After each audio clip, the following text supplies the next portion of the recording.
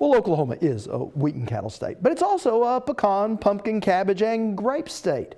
Now, those specialty crops aren't raised in the same abundance as the state's major commodity crops, but they do play an important role in human health and our state's economy. That's why this past year, we worked with Ag in the Classroom to create short video vignettes to help teachers be able to add ag literacy into their curriculum. Here's our quick look. We've been working on sequencing. We're a reading and language class, and we've been working on sequencing and how things move through a process. There was a lot provided already on the Ag in the Classroom website, which is very helpful.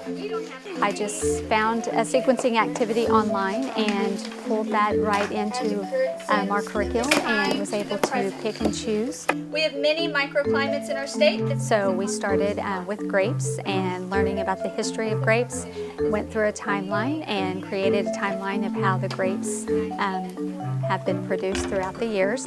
And then we moved on to the growth cycle of a grapevine and read about the growth cycle. They found steps of the growth cycle, and then they put those in order of sequence of how they happen from the beginning until the end.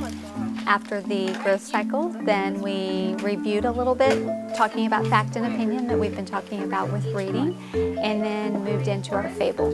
So we read The Fox and the Grapes and talked about our fable, what elements of a fable. Read it for us. They talked about that using the smartboard activity. They worked on what's a fable, what's not a fable, trying to compare and make sure that they understand what that is. And then finally they followed a recipe and looked at the sequence of the recipe and created a grape parfait at the very end. They have to work on what comes before, what comes after, what's the third step, and so using that process helps them.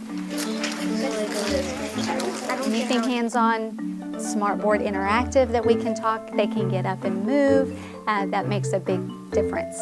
Adding the food in, of course, is a big plus at the very end. And just remind the kids, this is all about Oklahoma. Now you can see more of these videos streaming on the Oklahoma Ag in the Classroom website, which we do have a link to under this story at okhorizon.com.